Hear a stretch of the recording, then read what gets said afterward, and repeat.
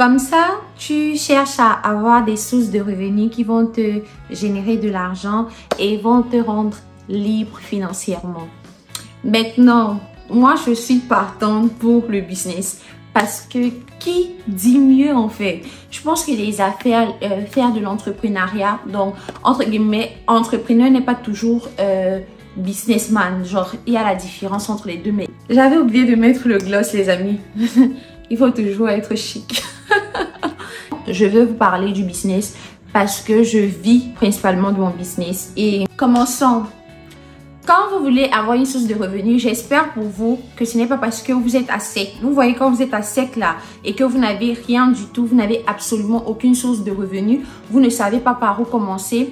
C'est une bonne chose de commencer à penser à voler de vos propres ailes parce que vous êtes fatigué d'être dans des situations précaires, n'est-ce pas? On est d'accord que c'est ça qui vous fait commencer à penser à commencer un business. Quand vous commencez un business partant du manque, généralement, vous ne réfléchissez pas très bien. Les recherches montrent que les personnes qui commencent souvent leur business parce qu'ils n'ont pas d'argent sont des personnes qui commencent le business avec l'anxiété. Et dans le business, il y a une chose que j'ai compris, c'est qu'il vous faut être calme et serein. Quand vous devenez anxieux, c'est dangereux. Moi, je me rappelle quand j'étais à Karabük, dans une ville de la Turquie où j'étais étudiante et que j'avais besoin d'argent, pas parce que ma maman ne me l'envoyait pas, mais parce que chaque fin du mois, je ne sais pas comment vous expliquer, mais ça ne suffisait pas. J'ai commencé à me dire qu'il me faut trouver une façon de me prendre en charge. Pendant que j'étais en train de réfléchir aux moyens de prendre soin de moi, de mes propres moyens et d'avoir des sources de revenus qui vont générer des revenus de manière constante et continue.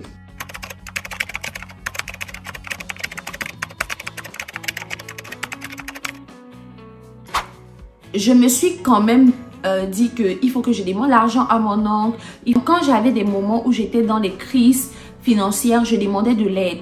La première des choses, c'est quoi? C'est qu'il faut demander de l'aide. Pourquoi? Parce que si vous commencez un business partant de cette situation de crise, quand vous commencez même le business, vous êtes trop pressé de voir les résultats. Or, un business, ça prend du temps. Un business ne va pas vous générer des millions en une semaine. Laissez ce que les gens disent sur les réseaux. À part si vous allez vous retrouver dans les MLM, les choses pas très physiques. Une activité, un truc, peu importe, ça prendra du temps. On est d'accord, j'espère. Et donc, vous comprenez très vite que si vous voulez commencer un business partant de cette position de manque, ça va être très compliqué. Ça, c'est mon opinion. Donc, la première des choses, c'est de trouver comment faire pour d'abord vous en sortir. Et en fonction de cela, vous pouvez prendre maintenant même. Donc, comme je disais, il vous faut d'abord quelque chose parce que pour commencer, généralement, il faut un capital.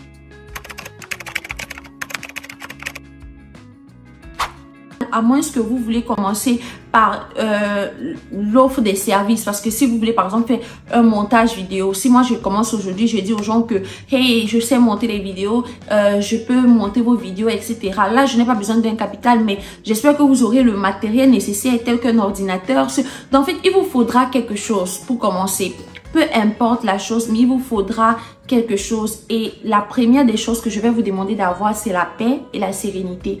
Donc, si vous avez vraiment des situations donc, crise financière, là, vous êtes dans cette situation-là, je ne sais pas si c'est parce que vous avez un nom à préserver, une image à garder, vous voulez, mais rabaissez-vous, allez vers les personnes qui peuvent vous aider et dites-leur que vous êtes dans une situation de crise et vous avez besoin d'aide. Jusqu'aujourd'hui, j'ai toujours des personnes vers qui je peux me tourner pour dire que, écoute, ce n'est pas toujours ça, j'ai besoin d'aide. Et là, vous pouvez vous relever, vous pouvez trouver vos marques. La deuxième chose, c'est que vous pouvez même avoir un business et le business ne se passe pas très bien.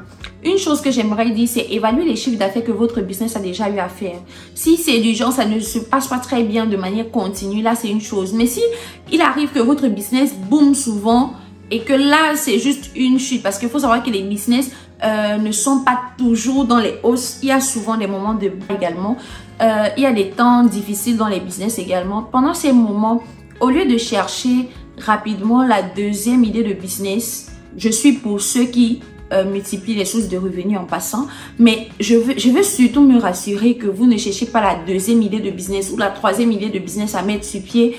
à cause du manque ou à cause du fait que vous jugez que les revenus du premier business ne sont pas en train d'être rentables. Donc, du coup, vous voulez à tout prix commencer un autre business. Pendant ces moments de baisse de votre business, prenez du temps pour stratégiser, pour évaluer ce qui ne va pas, pour comprendre ce qui ne marche pas. Peut-être vous avez un problème de gestion des finances, peut-être vous ne savez pas comment ordonner les choses. Il y a beaucoup de choses que vous pouvez apprendre. Pendant ces temps, lisez des livres, cultivez-vous, regardez les vidéos. Moi, je dis toujours, mon réseau préféré, c'est YouTube. Parce que les amis, si seulement vous saviez la mine d'or que c'est. Si vous voulez que je vous apprenne comment utiliser YouTube, dites-moi. Mais non, vous dire ça, c'est quand même révéler beaucoup de secrets. Mais je vous assure qu'il y a tout ce dont vous pouvez imaginer sur YouTube. Apprenez pendant ce temps. Ne vous précipitez pas à lancer la prochaine idée de business parce que c'est très important pour vous de d'abord vous poser, vous calmer et mieux évaluer. Parce que, comme je le disais tantôt, on ne réfléchit pas très bien quand on pense d'une situation de manque, quand on est dans une situation précaire, on ne réfléchit pas très bien. Vous allez voir souvent, vous avez 10 idées de business, vous pouvez même penser à vendre l'eau en sachet quand vous êtes dans les situations comme ça.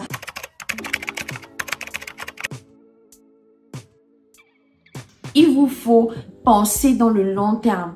Un business, moi, l'erreur que j'ai faite, je ne vais pas dire l'erreur parce qu'après, on a pu se rattraper. Quand je commençais la vente des perruques, honnêtement, je ne me voyais pas continuer dans ça longtemps. J'avais juste besoin d'une activité et j'avais remarqué que dans ma ville, il y avait un problème de bonnes perruques et du coup, je me suis positionnée. C'était tout. J'avais observé, j'avais remarqué le problème. Parce que justement, quand vous êtes dans une situation de manque, vous ne regardez pas qu'est-ce que les gens ont véritablement besoin. Vous pensez directement à qu'est-ce que je peux faire maintenant, qu'est-ce qu'il me faut faire maintenant. Non, il vous faut regarder attentivement quels sont les besoins de l'entourage, de la saison, de l'environnement dans lequel vous vous trouvez pour pouvoir répondre adéquatement. Si vous ne trouvez pas cela, vous n'avez aucun projet à commencer un business. Il y a toujours les pigeons qui viennent se poser sur ma véranda, il faut les chasser. Donc, vous n'avez aucun business à être en train de vouloir commencer un projet juste parce qu'il vous faut à tout prix un business pour vous rapporter de l'argent. Quand vous avez déjà changé de direction de cette manière, vous ne pouvez pas vous générer des revenus.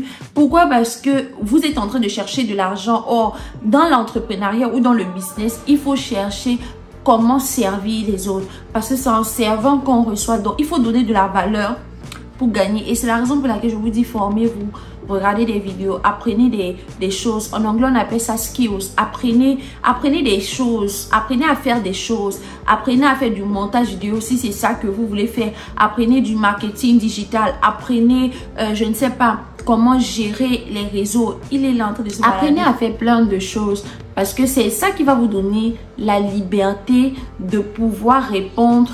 Pas la liberté de faire ce que vous voulez, mais la liberté de pouvoir choisir quel besoin de la société dans laquelle vous vous trouvez à répondre. Je ne sais pas si ce que je dis a un sens.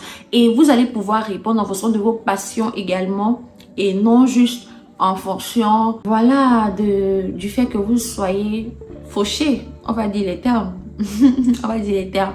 Et notez que tout est passager. Donc du coup, si votre business était inspiré seulement d'un temps de manque, vous allez vous rendre compte que quand il y aura l'argent, vous n'aurez plus le business là en tête. Ça veut dire que la passion pour ce business n'y sera plus. C'est pour ça qu'il est très important de ne pas commencer un business par le manque, mais surtout par le fait de vouloir résoudre un problème.